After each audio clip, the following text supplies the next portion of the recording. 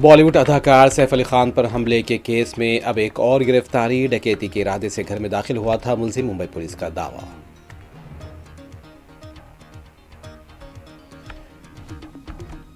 شمالی ہند میں سرد لہر اور کہرے سے لوگوں کا حال بے حال۔ کشمیر اور ہماچل میں برف باری جاری۔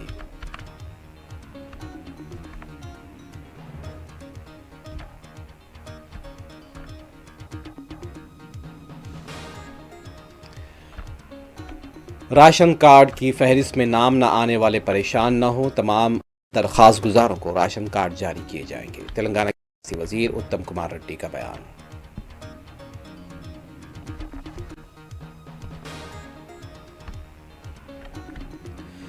اسرائیل اور حماس کے درمیان جنگ بندی معاہدہ، آج اتوار سے قیدیوں کی رہائی کے عمل کا ہوگا آغاز۔